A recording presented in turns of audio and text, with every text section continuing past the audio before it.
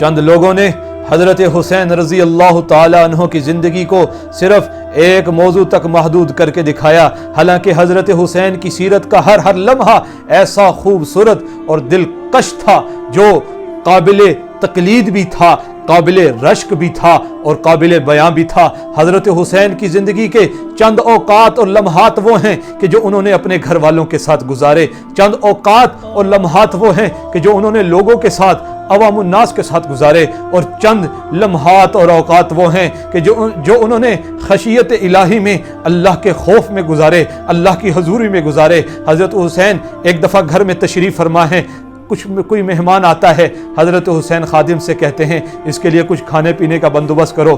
حضرت حسین کا خادم لنگر میں جاتا ہے، باورچی خانے میں جاتا ہے، بڑی تدوگو کے بعد اس کو صرف ایک یخنی کا پیالہ ملتا ہے اور وہ اس کو جلدی سے گرم کرتا ہے اور گرم کر کے جلدی میں لاتا ہے، یہ نہ ہو کہ آل رسول کے حکم میں تاخیر ہو جائے۔ وہ جلدی لا رہا ہوتا ہے، اچانک پاؤں پھسلتا ہے اور وہ کچھ یخنی زمین پر گرتی ہے اور کچھ حضرت حسین رضی اللہ تعالیٰ کے بدن اطہر پہ گرتی ہے۔ اب آپ کو پتہ ہے کہ جب انسان کے جسم پر کوئی گرم چیز گرے تو انسان کو جلن محسوس ہوتی ہے، اور جب جلن محسوس ہوتی ہے تو انسان کو فطرتاً غصہ آتا ہے۔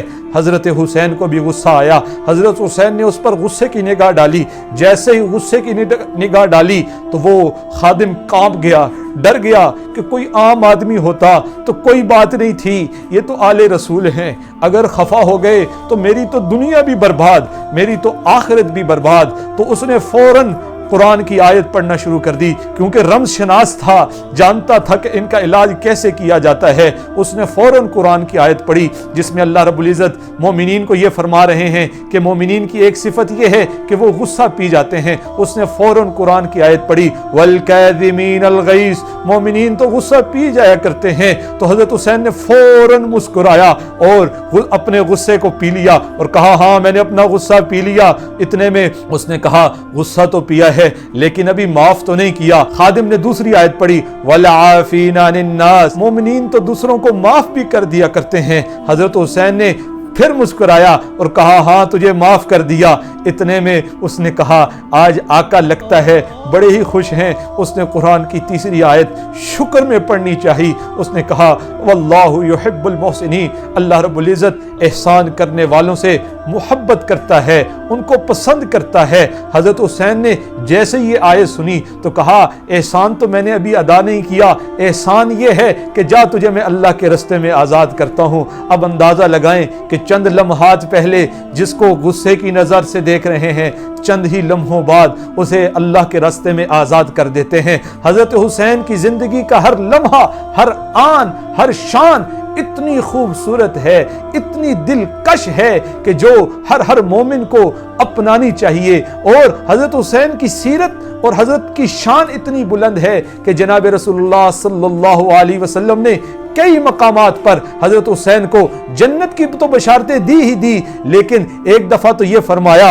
حسین منی انا من حسین، کہ حسین مجھ سے ہے اور میں حسین سے ہوں۔ اور ایک دفعہ جنت کی بشارت کیا خوب دی، کہا الحسن والحسین سیدا شباب اہل الجنہ، کہ حسن اور حسین جنت کے نوجوانوں کے سردار ہیں۔